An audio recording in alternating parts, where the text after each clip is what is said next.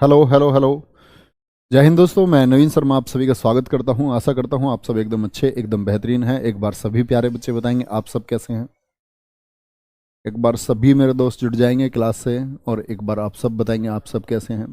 चित्रांशु कुमार, रजनीश कुमार यादव, शैलेश प्रजापति, अंगद यादव, अनूप सिंह, विकास रिलेडी, अर्पित दिवाकर, विजेता, दुर्गा प्रसाद, मुकुल कुमार, कुमारी नीलम, सचिन सिंह, अल्फाज खान, सुधा पाठक जी। तो बहुत बहुत स्वागत है बच्चे।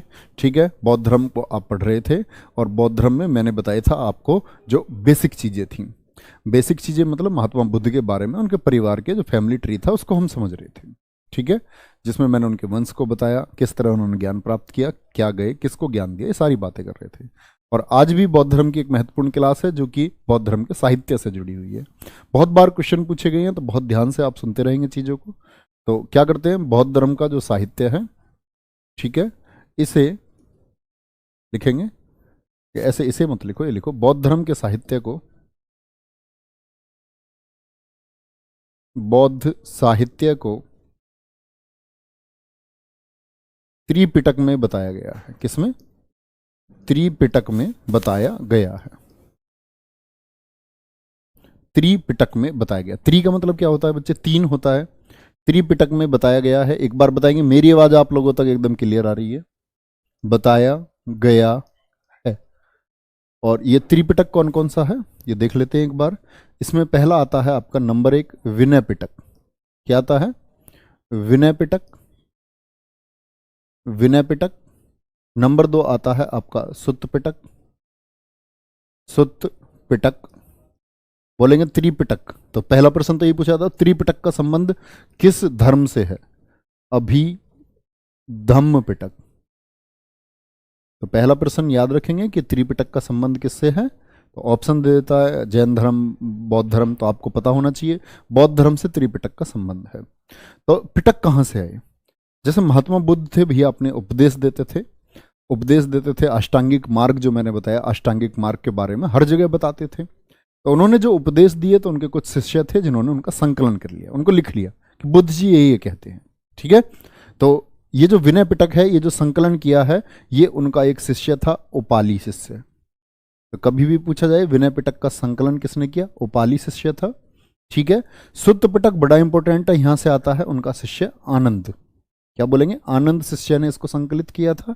और तीसरा है मोगली पुत्र। मोगली पुत्र, ठीक है, ये तीसरा है जिसने ये मोगलीपुत्र। मैं आपको जब तीसरी बौद्ध संगति होगी, मीटिंग होगी बौद्ध धर्म के प्रचार प्रसार के लिए, नियमों का पालन किस तरह कराएं, तो बौद्ध संगतियां होंगी, उस तीसरी बौद्ध संगति में भी ये नाम आएगा मोगली पुत्र। वो वाला मोगली नहीं है, जंगल वाला समझ लो कभी इसको, है ना, कभी जंगल वाला मोगली समझ लो। ठीक है, कोई दिक्कत बच्चे? इतनी बात क्लियर है, त्रिपिटक है। और कई बार एक फैक्ट की भी बात कर लेते हैं। एक फैक्ट है यहाँ से कि सुत्त पिटक जो ये है, सुत्त पिटक में आपका, जैसे हम बात करते हैं किसकी? गाय की, तो सुत्त पिटक में गाय को अन्नदा कहा गया है। अन्नदा, वन्नदा, अन्नदा, वन्नदा। किसको बोला गया? अन्नदा, वन्नदा, सुखदा। ये तीनों नाम किसको दिए गए हैं? गाय को दिए गए हैं। किसको? गाय को दिए गए हैं। ये वो फैक्ट मैं आपको साथ साथ बताता रहता हूँ जो किसी भी बड़ी परीक्षा में, चाहे वो आपकी यूपीपीसीएस परीक्षा हो या ये आपके वो ग्रुप डी का कोई एग्जाम हो, छोटे स्तर की परीक्षा हो, तो उस तरह के फैक्ट मैं आपको रिलेट करने की कोशिश करता हूँ, क्योंकि ये क्वेश्चन कभी कहीं ना कहीं पूछे जा सके। आपको कैसे पता है जी पूछे जा सके? क्योंकि बच्चे मैंने प्रश्नों का संकलन सारा पढ़ रखा है कि बौद्ध धर्म से कौन कौन से क्वेश्चन कहाँ कहाँ कब कब पूछे गए, वो संकलन मेरे पास हैं सारे। ठीक है, तो बौद्ध साहित्य को त्रिपिटक में बताया गया, ये बात जानने की है। और एक बात आती है जो सुत्त पिटक है, ठीक है, इसी सुत्त पिटक को हम क्या बोलते हैं? एनसाइक्लोपीडिया ऑफ बौद्ध धर्म। एनसाइक्लोपीडिया ऑफ बौद्ध धर्म किसको बोलते हैं?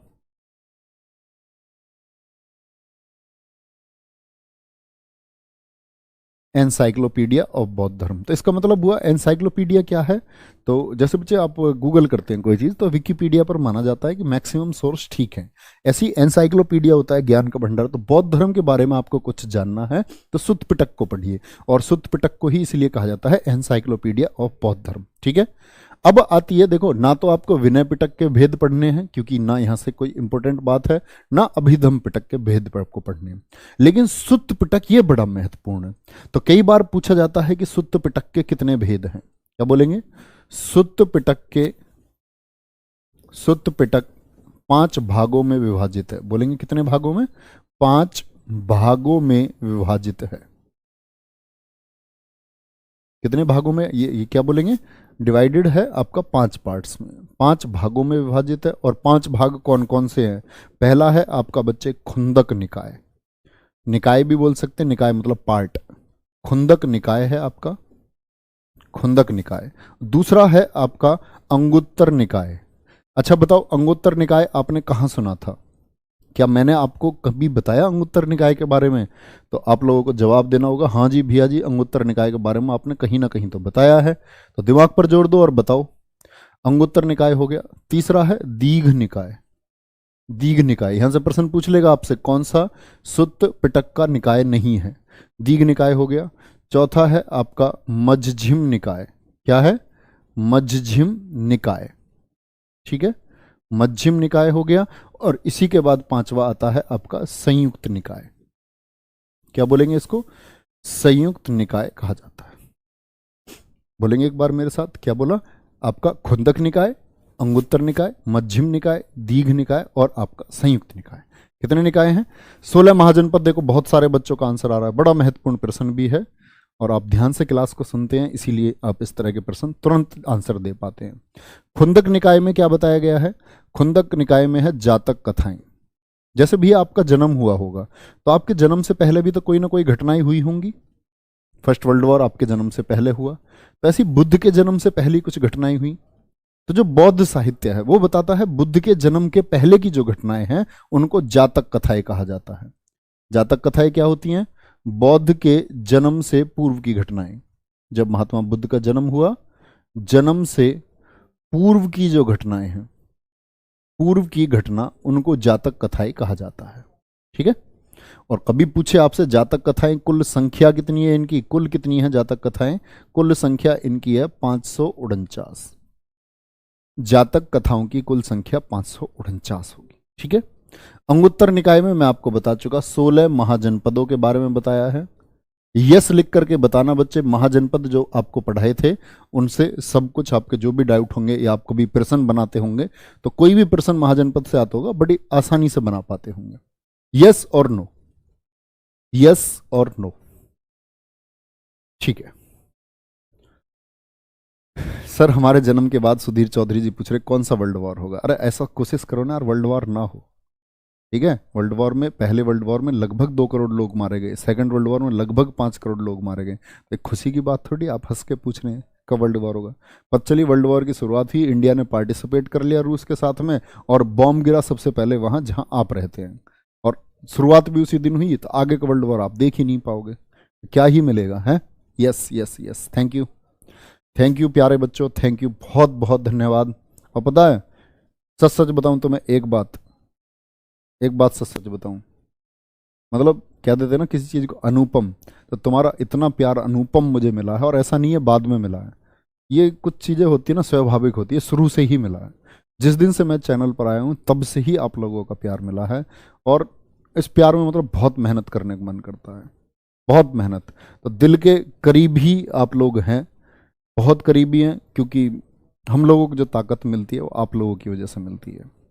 तो इतना प्यार देते हो उसके लिए बहुत बहुत धन्यवाद। मैं हमेशा, जैसे एक बड़ा भाई होता है ना घर में, एक छोटे भाई के लिए कोशिश करता है कि उसका छोटा भाई एक सक्षम हो जाना चाहिए, उसकी छोटी बहन है वो सक्षम हो जानी चाहिए, अपने पैरों पर खड़े हो जाना चाहिए, अपना भविष्य निर्माण वो कर सके। तो हमेशा आप लोगों के लिए मैं प्रयत्नशील रहूँगा कि आप लोग मेरे सानिध्य में, मेरे प्रयास से या मेरी टीम के प्रयास से आप लोग कुछ बेहतर कर पाएँ। तो क्या बोलेंगे? खुंदक निकाय, अंगुत्तर निकाय, दीघ निकाय, मध्यम निकाय और संयुक्त निकाय, ये 5 निकाय हैं, बड़े महत्वपूर्ण हैं। अब बात आती है बौद्ध धर्म के त्रिरत्नों की। देखो त्रिरत्न दोनों में है, जैन धर्म में भी आएंगे त्रिरत्न, लेकिन वहां सम्यक दर्शन, सम्यक ज्ञान, सम्यक आचरण होगा। बौद्ध में तीनों चीजें अलग हैं। त्रिरत्न में क्या है? बौद्ध, धम्म और संघ, मतलब शिक्षाओं की बात थी इसमें, बौद्ध, धम्म और संघ। पूछ लेता है कौन से आपके बौद्ध धर्म के त्रिरत्न है, तो बस 3 नाम याद रखने हैं आप लोगों को, कौन कौन, बौद्ध, धम्म और संघ। इसके अलावा आपको कुछ भी याद नहीं रखना है। फिर बात आती है बौद्ध संगीतियों की। बौद्ध संगीतियां, ये बौद्ध संगीतियां क्या हैं? तो दरअसल में जैसे कि आप देखते हैं लोकसभा की बैठक होती है, राज्यसभा की बैठक होती है कि कानून को किस तरह से देश पर लाया जाएगा, नया कानून बनाया जाएगा, संसद इसी काम को तो करती है। तो जब ये धर्म था तो इनकी मीटिंग्स होती थी, मीटिंग्स होती थी कि बौद्ध धर्म के लिए हम क्या बेहतर कर सकते हैं, उसका प्रचार प्रसार हम कैसे कर सकते हैं, और प्रचार प्रसार होगा तो किस तरह होगा। कि तो कितनी संगतियां हुई हैं, याद रख लेना 4 संगतियां हुई हैं। कितनी संगतियां हुई हैं? 4 संगतियां हुई हैं। कितनी संगति? 4 संगति। पहली कब हुई? 483 बीसी में, 483 बीसी। दूसरी 383 बीसी में हुई भैया, 383 बीसी में। और तीसरी कब हुई आपकी? तीसरी हुई है 255 बीसी में। इसको लिए कई बार आपको 251 कई जगह लिखा मिलेगा, 255 सही फैक्ट है। चौथे की बात करते हैं बच्चे, चौथे की। चौथी बौद्ध संगति हुई है पहली शताब्दी में, पहली शताब्दी, जिसके लिए कई विद्वान मानते हैं कि पहली ना होकर के दूसरी की शुरुआत में हुई थी। कुछ तो कहते हैं पहली के अंत में हुई, कुछ कहते हैं दूसरी के अंत में। दूसरी के अंत वाले कह देते हैं 102 एडी में। इसीलिए ये विभेद जो होता है ना, किसी चीज पर बहुत सारे प्रश्न चिन्ह लगे हो वहां से प्रश्न कभी नहीं आता। तो क्या बोला मैंने, ये इनके वर्ष है, यहां से प्रश्न बनता है, यहां से हमेशा प्रश्न बनता है। जगह कौन कौन से थे? ये था आपका आरबीपी के राजगृह। राजगृह मैंने बताया था वो मगध की राजधानी थी। वैशाली राजगृह, वैशाली पाटलिपुत्र बिहार, ये वैशाली यूपी में है। पाटलिपुत्र आपका भैया ये बिहार में हो गया। और एक था कुंडलवन, ये कश्मीर में है। कुंडलवन, ट्रिक क्या है? सॉरी, कुंडलवन आरवीपीके से याद कर सकते हैं, ऐसे बोलना एक बार, आरवीपीके। क्या हम पीके हैं? हाँ, तुम पीके हो, तुम पीके हो, ठीक है। पीके का मतलब होता है नशा। जैसे एग्जामिनर कभी कभी नशा कर लेता है, देखा तुमने, एग्जामिनर क्वेश्चन पूछ लेता है कुछ भी, कोई बांध दे देगा, कह देगा केरल के किस जिले में है वो बांध, तो ऐसे प्रश्न को छोड़ देना ही उचित होता है।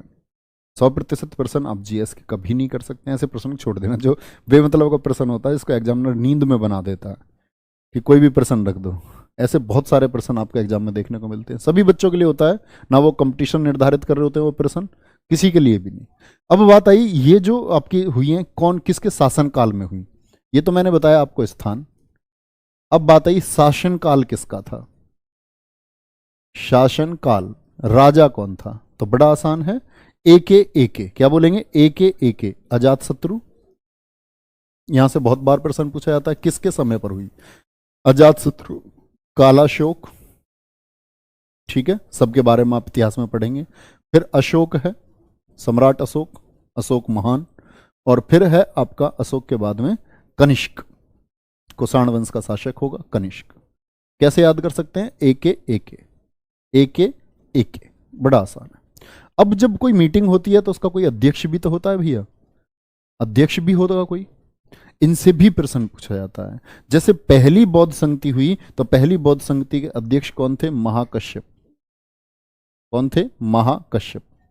कोई महान मीटिंग हुई, महान पीटी में बोला गया सबको आना है, सबको कम, सबको आना है, तो ऐसे याद कर लेना, महान मीटिंग में सबको आना है। अब सबको बुलाने के लिए तो मोगली सही ऑप्शन है ना, मोगली से बोला भी सबको बुला के जा, मोगली ऐसे डाल डाल पे चला जाता है ना, तो 30 ये काम दिया गया किसको? मोगली को, मोगली पुत्रम, ठीक है, मोगली पुत्र बोले, मोगली पुत्रम बोले। 5वां था आपका वसुमित्र। 5वां अध्यक्ष कौन है? ये वसुमित्र है ना, इस बात को आप लोग याद रखेंगे। और यहां एक उपाध्यक्ष भी आते हैं आपके, उपाध्यक्ष थे चौथी बौद्ध संगति के अश्व घोष, अश्व घोष उपाध्यक्ष थे। कोई दिक्कत? एक बार फिर से रिपीट कर लेते हैं, 483, 383, फिर आपका भैया 255, फिर पहली शताब्दी। राजगृह वैशाली पाटलिपुत्र कुंडलवन। अजात शत्रु आपका क्या बोलेंगे? अजात शत्रु, कालाशोक, अशोक, कनिष्क। उधर महाकश्यप, महाकश्यप के बाद में सबा कामीर, सबा कामीर के बाद में आपका कौन है? तीसरी में मोगलीपुत्र को जिम्मेदारी दी गई। चौथे है आपके कौन? वसुमित्र। और उपाध्यक्ष कौन यहाँ इसके? अश्व घोष हैं। बहुत बढ़िया सर, वॉइस बहुत कम आ रही है, क्या ऐसा है बच्चे? बताएंगे। क्या ऐसा है मेरे प्यारे दोस्त, बताओगे एक बार? गुड्डा गुड़िया सब लोग बताएंगे एक बार, क्या ऐसा है कि मेरी आवाज़ बहुत कम आ रही है? देखो, आवाज़ कम का भी रीजन हो सकता है, मैं बहुत तेज नहीं बोलता हूँ, धीमे ही बोलता हूँ। धीमे बोलने के कारण है, मैं तेज बोल के मैंने देख रखा है। जैसे जब पीईटी का एग्जाम था तो मेरी क्लास रही लगभग 6 क्लास दिन में हो गई, 6-7 क्लास, और तेज बोलने के चक्कर में पचली छुट्टी करनी पड़ गई, इन्फेक्शन हो गया गले में, और फिर छुट्टी करनी पड़ जाती है। तो इसीलिए कि क्लास आपकी कभी छुट्टी ना हो, रेगुलर चलती रहे, तो इस बात के लिए मैं प्रतिबद्ध हूँ। और अभी भी क्लास मतलब 6 के करीब भी क्लास हैं, तो इसीलिए ये ज़रूरी है कि मैं आपको धीमे बोलकर ही सारी चीज़ें समझा पाऊँ अच्छे से, समझ में आ जाना चाहिए भैया, है ना? ठीक है। No no no no no sir, ठीक आ रही है आवाज़, ठीक आ रही है, ओके थैंक यू। इतना सपोर्ट तो कर ही सकते हो मुझे, नहीं तो भैया इतना सपोर्ट तो कर सकते हो। लोग ऐसे पॉलिटिकल पार्टीज को सपोर्ट करते हैं, आवाज़ को सपोर्ट कर दो थोड़े मेरे। तो बौद्ध संगतियाँ क्या होती हैं? ये 4 बौद्ध संगति हुई, ये आपको पता होना चाहिए। तो जब ये चौथी बौद्ध संगति हुई, इसके बाद क्या हुआ? ये जो बैठक थी इसमें घूसा बाज गया। घूसा बाजने का मतलब है मतभेद हो गए, और जब मतभेद होते हैं किसी चीज में, तो बौद्ध धर्म चौथी जो संगति हुई, उसके बाद 2 शाखाओं में बट गया। किसमें बट गया? 2 शाखाओं में बट गया। एक शाखा थी महायान, महायान, और एक थी हीनयान। कौन थी? हीनयान। अब आप कहेंगे जी ये क्या बवाल हो गया? तो हो जाती है लड़ाई, कभी इनके मत होंगे, तो मत नहीं माने इन्होंने आपस में, तो महायान और हीनयान 2 शाखाएं भैया बन गई। कोई दिक्कत नहीं, बन जाने दो, महायान और हीनयान। तो पूछा जाएगा किस बौद्ध संगति के बाद में महायान और हीनयान धर्म, मतलब बौद्ध 2 संगतियों में, या बोलेंगे 2 भागों में बट गया था महायान और हीनयान। तो चौथी बौद्ध संगति के बाद बटा था, किसमें? चौथी बौद्ध संगति के बाद में बट गया था। जो ये हीनयान शाखा थी, हीनयान शाखा थी, इसके अध्यक्ष थे महाकश्यप। जो पहली में अध्यक्ष है ना, हीनयान शाखा, महाकश्यप, ये इसके अध्यक्ष थे। मतलब अध्यक्ष क्या, इनके विचार थे, ऐसा बोलेंगे। अब आप कहेंगे जी चौथी बौद्ध संगति तक क्या ये महाकश्यप बैठे हुए थे? भाई ये तो तब बने, अभी मैं बताऊंगा क्या कॉन्सेप्ट है। और अगर महायान की बात करते हैं, महायान के जो हैं ये हैं वसुमित्र। वसुमित्र क्या मतभेद हुए, समझने की बात है। तो वसुमित्र तो है चौथी में, तो इसका मतलब है वसुमित्र चौथी में है। और तो ये महायान लोग क्या बोलते हैं? ये महायान लोग क्या बोलते हैं? और ये हीनयान लोग क्या बोलते हैं? हीनयान लोग, हीनयान जिसको हम थेरवाद शाखा भी बोलते हैं। पहली बात तो ये नोट करो, थेरवाद शाखा, बौद्ध धर्म की थेरवाद शाखा किससे संबंध रखती है? हीनयान से संबंध रखती है। किससे? हीनयान से संबंध रखती है। अब देखो ये पहले वाला आदमी है ना महाकश्यप, पुराना है, पहली मीटिंग वाला। तो ये लोग क्या कहते हैं? ये हीनयान लोग जो थे, ये अष्टांगिक मार्ग का पालन करने वाले लोग थे। अष्टांगिक मार्ग का पालन करने वाले लोग थे, ठीक है जी। परिवर्तन के विरोधी थे, कहते थे कि बौद्ध धर्म के जो नियम है वही नियम रहने चाहिए, उनमें कोई परिवर्तन नहीं होगा। परिवर्तन के क्या थे? विरोधी थे। और महात्मा बुद्ध को क्या कहते थे? बुद्ध को महापुरुष मानते थे। बुद्ध को भगवान नहीं माना इन लोगों ने, इन्होंने बोला बुद्ध को महापुरुष है, वो भगवान नहीं है, एक महापुरुष है और एक इंसान ही है वो, लेकिन महान इंसान है। तो ये पहले वाले लोग थे, अष्टांगिक मार्ग का पालन किया, उन्होंने बोला बुद्ध महापुरुष हैं, ईश्वर नहीं है, भगवान नहीं है, ना इन्होंने भगवान से उनकी कोई तुलना की। लेकिन ये जो महायान शाखा वाले लोग हैं, ये थे नए नियम वाले लोग। ये वसुमित्र आ गया ना चौथा अध्यक्ष, इसके फॉलोवर हो गए। देखो ये रहा ना, चौथी संगति में क्या बताया मैंने आपको? वसुमित्र। इसके जो फॉलोअर्स थे, इसने बोला नहीं भाई चेंज करेंगे, बड़े कठिन नियम है। तो जो नए नियमों का पालन कर रहे थे, क्या बोलेंगे? नए नियमों का जो पालन कर रहे थे, नए नियम जो पालन कर रहे थे, नए नियम बनाए। महायान शाखा वो थी जो नए नियमों के सामने आई। तो समझ रहे हो, महाकश्यप, हीनयान, मतलब ये पहले से थे। बौद्ध चौथी संगति हुई थी जब महात्मा बुद्ध मरे थे। महात्मा बुद्ध एक्सपायर कब हुए थे? बोलेंगे 483 ईस्वी में।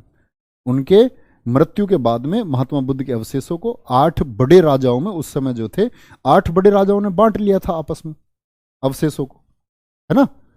तो इसके बाद क्या हुआ कि ये लोग बट गए, तो ये कहते हैं कि भाई नए नियम, हम तो नए नियमों पर चलेंगे, ठीक है, नए नियमों पर। तो नए नियम किसने चलाए? वो महायान शाखा ने चलाए। किसने? महायान शाखा ने चलाए। और ये क्या कहते थे? ये लोग मानते हैं महात्मा बुद्ध को भगवान, महात्मा बुद्ध को ये ईश्वर समझते हैं, वो तो महापुरुष समझते थे, महात्मा बुद्ध को ईश्वर समझते हैं। तो थोड़ा सा अंतर कर पा रहे होंगे आप दोनों शाखाओं में, ईश्वर समझते हैं। अब बात है ये दुनिया में महायान ज्यादा है या हीनयान? तो भैया ये जो महायान लोग हैं ना, यही दुनिया में फैले हुए हैं। जैसे मैं आपको बताता हूँ, चीन, जापान हो गया आपका, जापान देश में महायान शाखा के लोग सबसे ज्यादा हैं। चीन, जापान, कोरिया हो गया, भारत का पड़ोसी भूटान हो गया, भूटान, सिंगापुर जैसे देश हैं, भूटान, सिंगापुर जैसे देश हैं। तो ये कौन सी शाखा के लोग हैं? ये आपके महायान शाखा के लोग हैं। किसके? महायान शाखा के लोग हैं। ये हैं आपके अष्टांगिक मार्ग का पालन करने वाले। और इसी हीनयान के भी दो भाग हैं बच्चे, याद रख लेना। हीनयान शाखा के भी दो भाग हैं, और दो भागों को हम बोलते हैं वैभाषिक। वैभाषिक वे जो बिल्कुल भी टस से मस नहीं हुए नियमों को लेकर के, बिल्कुल टस से मस, जो महात्मा बुद्ध ने बता दिया एज इट इज उसका ही पालन करना है। और दूसरे इसी में बने आपके सर्वस्वीवादी। क्या बोलेंगे? सर्वस्वीवादी।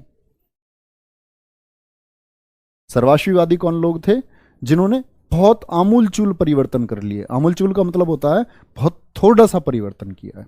लेकिन ये वाले लोग कौन है? जिन्होंने बिल्कुल ही परिवर्तित कर लिया, है ना? कोई दिक्कत? चलो बच्चे, जितना भी बौद्ध साहित्य है वो सारा पाली भाषा में है, पाली भाषा में। ठीक है, बौद्ध साहित्य का संकलन किसमें? पाली भाषा में। हिंदी में किसी दिन मैं आपको बताऊंगा, हिंदी भाषा में आता है भाषाओं का विकास, कैसे संस्कृत से लेकर के आपका पाली, प्राकृत और अपभ्रंश से होकर के हिंदी भाषा का जन्म हुआ है। ये मैं आपको हिंदी की क्लास में बता रहा हूँ। जब हिंदी भाषा का विकास पढ़ाऊंगा तब मैं आपको पाली और इसके बारे में बताऊँ, क्योंकि भाषाएं आप वहीं समझ सकते हैं। यहां तक कोई दिक्कत किसी बात को? किसी को इस बात में कोई दिक्कत किसी को होना नहीं चाहिए। अब बात आई, मैंने बोला थेरवाद क्या है? वो हीनयान से संबंध रखता है। थेरवाद का संबंध किससे है? थेरवाद का संबंध हीनयान से। कोई दिक्कत भैया जी? लाला लालियो, कोई दिक्कत? अब आती है महात्मा बुद्ध की शिक्षाओं की बात। बौद्ध के गुरु कौन थे? महात्मा बुद्ध के गुरु कौन कौन थे? तो गुरु में प्रमुख नाम तो आता है भैया आलार कलाम का। किसका? आलार कलाम का नाम आता है। और आलार कलाम कौन है? इनसे इन्होंने सांख्य दर्शन की शिक्षा ली थी। सांख्य दर्शन, ठीक है, सांख्य दर्शन जो कि आपका किसका है? कपिल मुनि का। इन्होंने सांख्य दर्शन को किससे पढ़ा था, किससे सीखा था? ये है आलार कलाम से सीखा था। योग दर्शन पूछे आपसे कोई तो वो थे रुद्रक रामपुत्रम। रुद्रक रामपुत्रम, इनसे इन्होंने क्या सीखा था?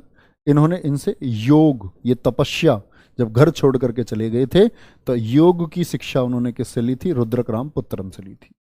ठीक है, जो वैदिक शिक्षाएं ली, वेदों के बारे में उन्होंने जाना, वैदिक शिक्षाएं उन्होंने ली थी बृहस्पति नामक व्यक्ति से। बृहस्पति, ये कौन है उनके?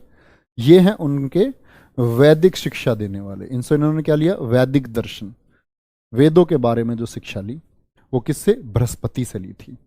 ठीक है, कोई दिक्कत यहां तक? मेरे यहां है बुद्ध कुशीनगर, बहुत बढ़िया। खाकी बैच का रिकॉर्डेड क्लास नहीं चल रही है बच्चे, कॉलिंग टीम से बात करो। ठीक है, हाँ, नेपाल में हीनयान शाखा के लोग हैं। नेपाल में मैंने बताया ना ये प्रमुख देश हैं, इसके अलावा मैक्सिमम क्या है? हीनयान शाखा के देश हैं। चलो बहुत बढ़िया। तो ये महात्मा बुद्ध के गुरुओं की बात हुई, कभी मत भूलना। इंपॉर्टेंट तो ज्यादातर सबसे ज्यादा महत्वपूर्ण इसमें आलार कलाम है। सीधे सीधे प्रश्न पूछा था महात्मा बुद्ध के गुरु कौन थे? आलार कलाम थे। ठीक है, अब बात आती है बौद्ध मठों की।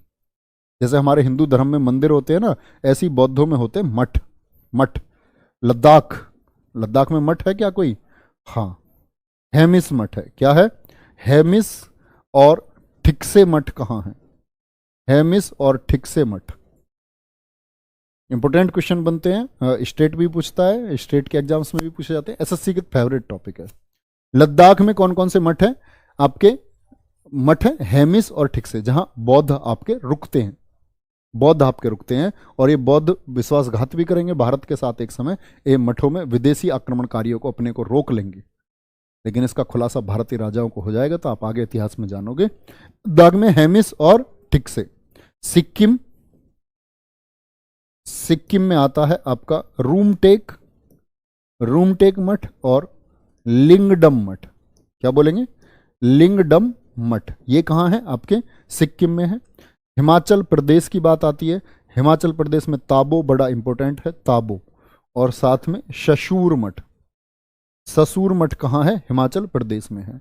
और हिमाचल प्रदेश में ही आपका है मैक्लोडगंज।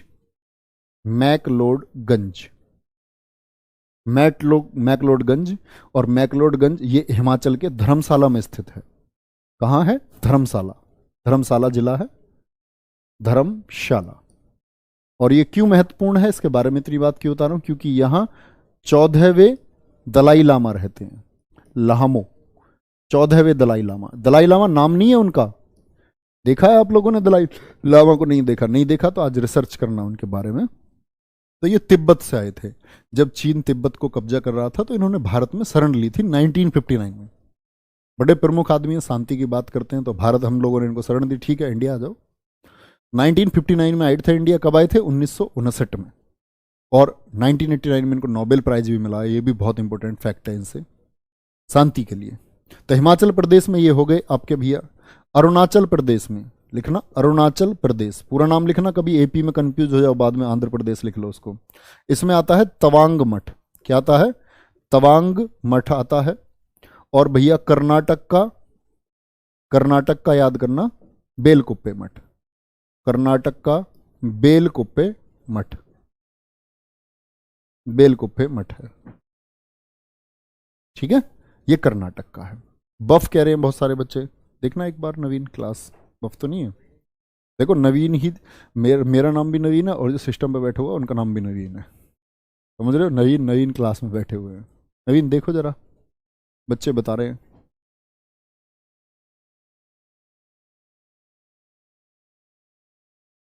कोई दिक्कत?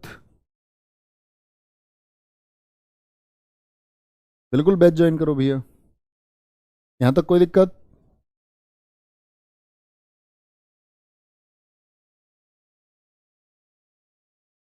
चलो, कोई दिक्कत है यहां तक? यहां तक कोई दिक्कत बच्चे? एक बच्चा कह रहा गुरुजी आपका वो जो आपने लिखा हुआ योग दर्शन का वो आपका गलत है। ठीक है, आप ठीक लिख लेना उसको, जहां से ठीक पता चल जाए वो वाला लिख लेना, है ना। कर्नाटक बौद्ध मठ, मैंने बताया बौद्ध मठ है, प्रमुख मठ है बच्चे, इनको आपको कभी भूलना नहीं है। अब आते हैं पुस्तकों की बात पर। बौद्ध धर्म से संबंधित पुस्तक कौन कौन सी हैं, पुस्तकों के बारे में बात करते हैं। पुस्तक, बुक्स कौन कौन सी हैं? तो इसमें नाम आता है बौद्ध चरित्र का, सबसे इंपॉर्टेंट है बौद्ध चरित्र, बौद्ध चरित्र। और साथ में नाम आता है आपका सौदरानंद ब्रज सूची का। किसका? सौदरानंद ब्रज सूची का, सौदरानंद ब्रज सूची,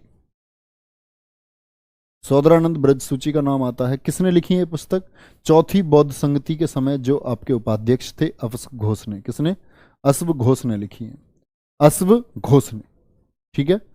भारत का वॉल्टेयर किसको कहा जाता है? जैसे भारत का शेक्सपियर बोलते हैं ना कालिदास को, भारत का वॉल्टेयर, वॉल्टेयर किसको कहा जाता है? ठीक है, ऐसे ही इसका नाम है भारत का, भारत का हेटे किसको कहा जाता है? हेटे, हेटे उपनाम किसको दिया जाता है? तो ये अश्व घोष को दिए जाते हैं उपनाम। किसको? अश्व घोष को। तो अश्व घोष तो उपाध्यक्ष थे, अध्यक्ष कौन थे आपके उस समय? वसुमित्र। वसुमित्र ने भी एक पुस्तक लिखी, वसुमित्र ने भी एक पुस्तक लिखी, महायान लोगों के लिए जो नियम बनाए गए, एक पुस्तक लिखी विभाषा शास्त्र, विभाषा शास्त्र। कोई दिक्कत? कोई दिक्कत तो नहीं है यहां तक? Very good. क्या बोल रहे हैं Abhishek Singh Yadav? Proto historic period क्या बोल रहे हो भैया? मेरी समझ में नहीं आ रहा, पूरा लिख करके भेजो। सांख्य दर्शन के प्रतिपादक महर्षि पतंजलि। अच्छा, योग दर्शन के बेटा, वो योग दर्शन के। क्यों लिखते हो ऐसी चीजों को, हैं? बहुत बढ़िया।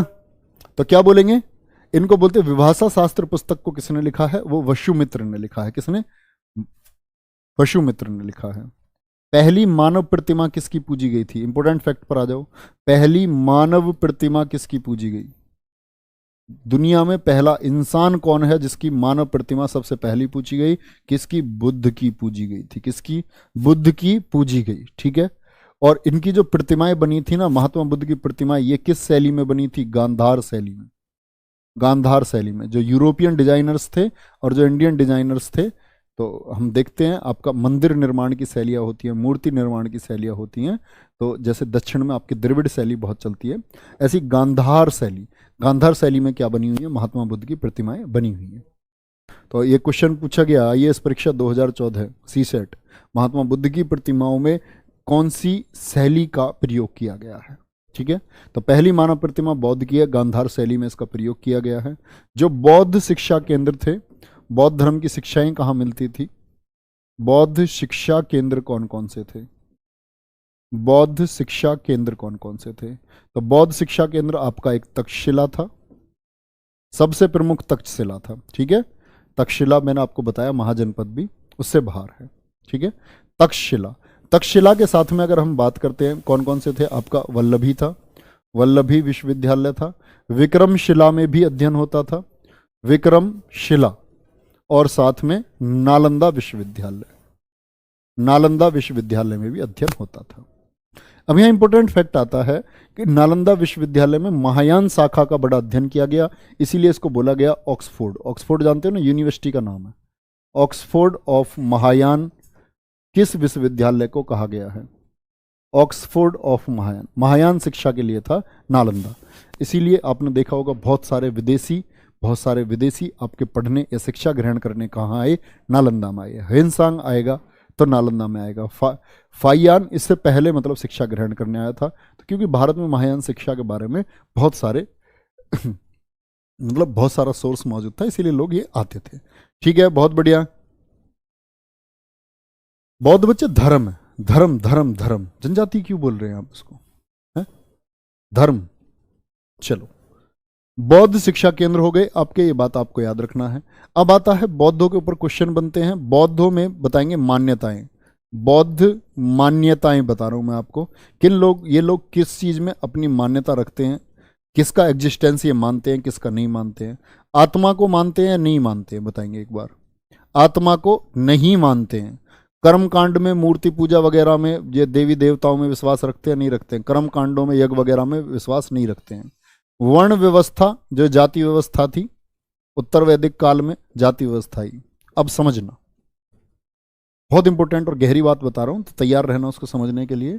वर्ण व्यवस्था उत्तर वैदिक काल में थी। हमने बताया ब्राह्मण, फिर आपका वैश्य, फिर क्षत्रिय, फिर शूद्र, 4 लोग आए। तो ये जो शूद्र थे चौथे वाले, तो इनका भैया बड़ा दमन किया गया। जो ब्राह्मण थे वो ये समझने लगे कि हम सर्वोपरि हैं। क्षत्रिय खुद को सर्वोपरि समझने लगे, किससे, शूद्र से। वैश्य खुद को सर्वोपरि समझने लग गए।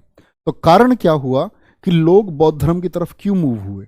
सबसे ज्यादा मूव होने वाले लोगों की संख्या थी कि वो जो निचले दमनकारी लोग थे, जिनका दमन किया जा रहा था। तो शायद ये दमन ना होता तो हिंदू धर्म को नुकसान ना होता, है ना।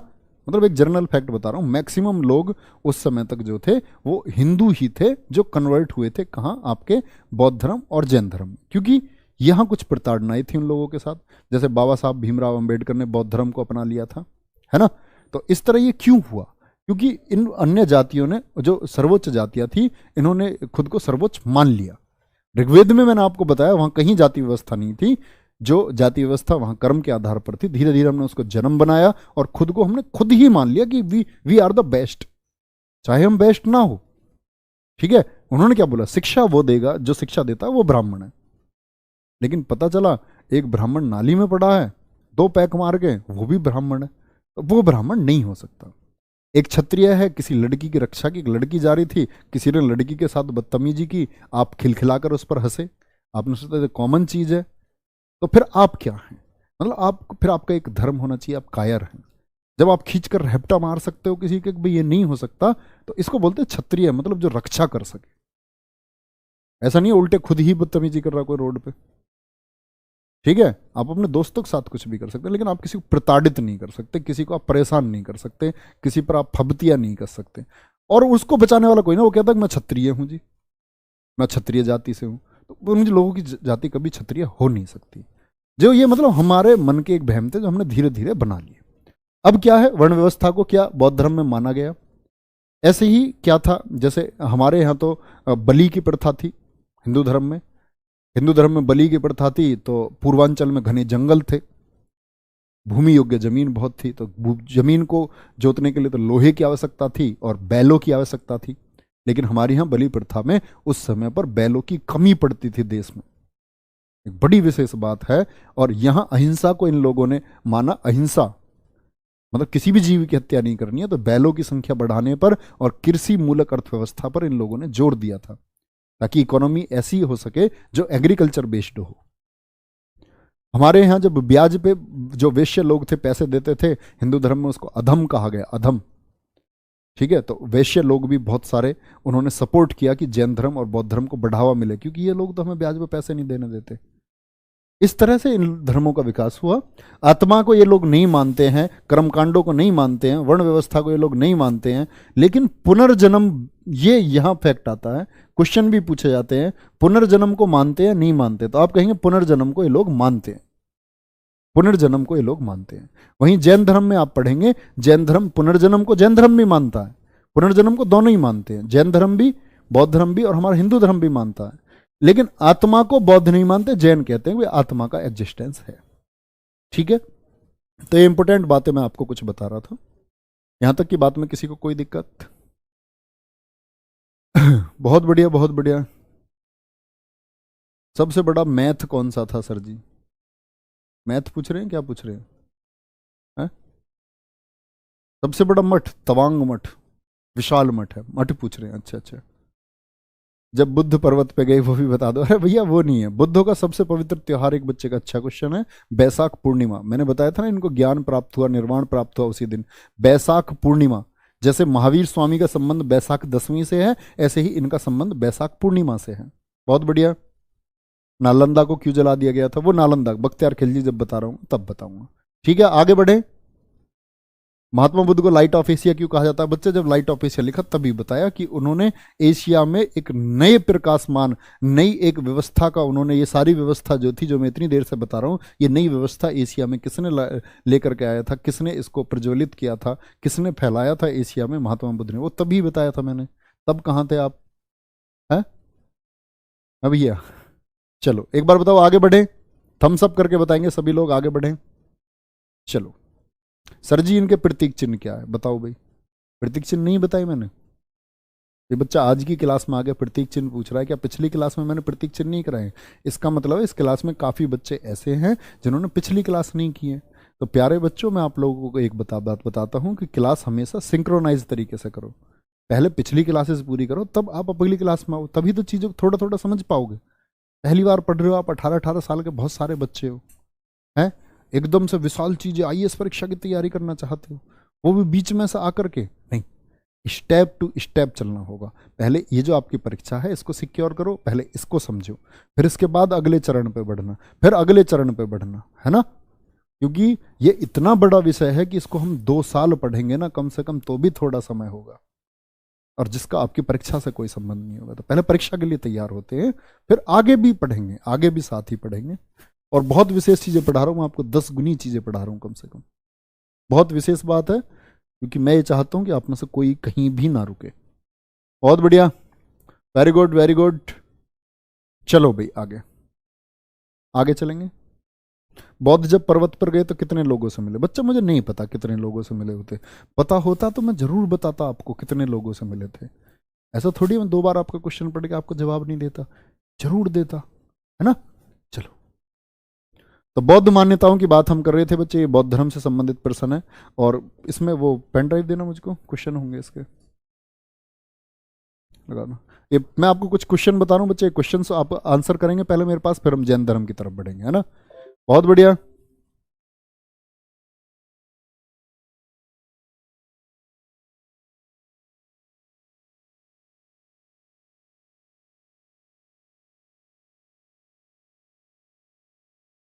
ऐसे कैसे फॉन्ट रखे हैं भैया?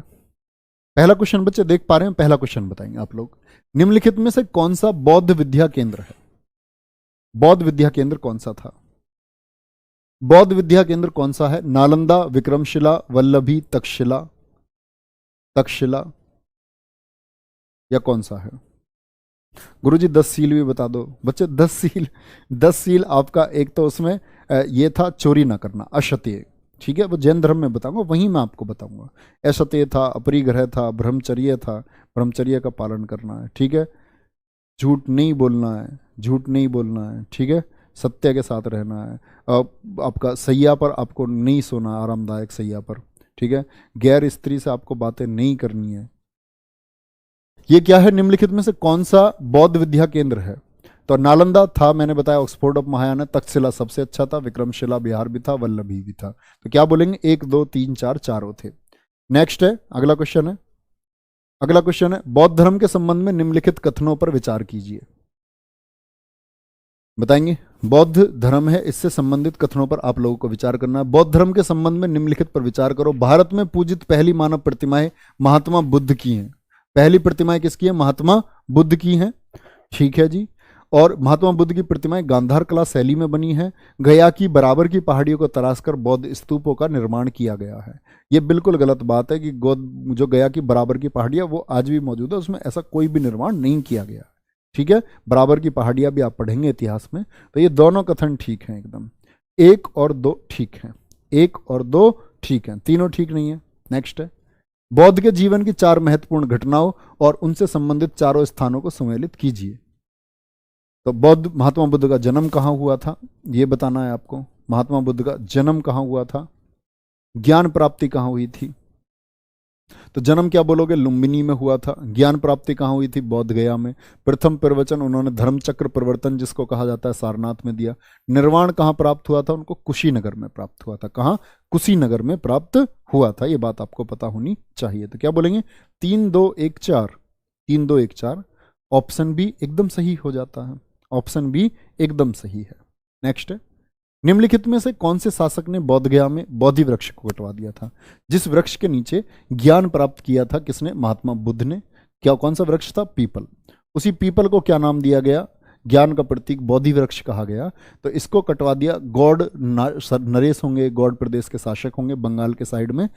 शशांक, शशांक के बारे में हम कहाँ पढ़ेंगे? जब हर्षवर्धन को पढ़ेंगे, ठीक है। तो हर्षवर्धन के खिलाफ राजा होगा शशांक। बौद्धों पर बहुत अत्याचार करे इसने। पुष्यमित्र शुंग ने बहुत अत्याचार करे। अशोक ने बहुत प्रचार किया था धर्म का। धीरे धीरे आप इतिहास में जैसे जैसे आगे बढ़ते रहेंगे, पिछली कुछ चीज़ें ऐसी होती हैं जो बच्चे आप रिलेट करके ही जान पाओगे, तो आगे ही जान पाओगे उन चीज़ों को। क्योंकि अभी शशांक के बारे में कुछ भी बताना अनुचित होगा, क्योंकि अभी जानते ही नहीं आप शशांक कौन है, कहाँ शासन करता था, कब शासन करता था। बौद्ध धर्म के संदर्भ में निम्नलिखित कथनों पर कौन सा कथन असत्य है? यह धर्म ईश्वर और मान्यता को, ईश्वर और आत्मा को नहीं मानता। ये तो ठीक कथन है, ये तो सत्य कथन है। ये क्या है? सत्य। हमको बताना असत्य कौन सा। ये तो सत्य कथन है, ना तो ईश्वर को मानता ना आत्मा को। ब्राह्मण धर्म की तुलना में बौद्ध धर्म अधिक उदार और जनतांत्रिक था। बिल्कुल उदार है, बिल्कुल उदार है, क्योंकि यहाँ जाति व्यवस्था ही नहीं है, लिबरल है एकदम। ये भी सत्य बात है, एकदम सत्य बात है। यह धर्म पुनर्जन्म को नहीं मानता है। ये बात क्या हो गई? पुनर्जन्म को मानता है, नहीं मानता है? तो पुनर्जन्म को नहीं मानता है, ये तो गलत बात हो गई। यही हो गया असत्य कथन। पुनर्जन्म को तो ये लोग मानते हैं। यह धर्म वेद प्रमाण्य के प्रति अनास्था रखता है। वेदों के प्रति क्या रखता है? अनास्था रखता है। बिल्कुल ठीक बात है, वैदिक चीजों के प्रति ये लोग आस्था नहीं रखते। ये 5 क्वेश्चन है बच्चे, बड़े अच्छे 5 क्वेश्चन है। वो बच्चे बताएंगे जिन लोगों के 5 में से 5 क्वेश्चन एकदम ठीक है, एकदम ठीक क्वेश्चन करे हैं जिन्होंने 5 के 5। ओके, कोई दिक्कत तो नहीं? प्यारे दोस्त मेरी बात बताएंगे एक बार, कोई दिक्कत तो नहीं है भैया? ऑल गुड्डा एंड गुड़िया, कोई दिक्कत तो नहीं? चलो भाई,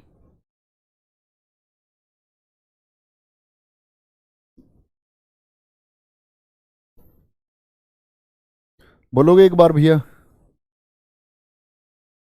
क्या कह रहे हैं? पीडीएफ से क्या हो गया? बहुत बढ़िया, ठीक है, ठीक है। पीडीएफ से नोट्स बनाता हूँ, सही है ना? बिल्कुल ठीक बनाओ बच्चे, क्लास भी नोट्स करते रहो। देखो क्लास का तो बच्चे मैं इतनी बात बोल सकता हूँ, आप बहुत सारे नए बच्चे होंगे, बहुत सारे विशेषज्ञ होंगे। ऐसा नहीं है, ऐसा नहीं हो सकता कि एक, ऐसा नहीं है कि भाई शिक्षक बहुत ज़्यादा ही जानता है बच्चों से। बहुत सारे बच्चे ऐसे भी होंगे जो अनुभवी होंगे, मुझसे ज़्यादा होते होंगे। मैं सारी बातें एक्सेप्ट करता हूँ, ठीक है।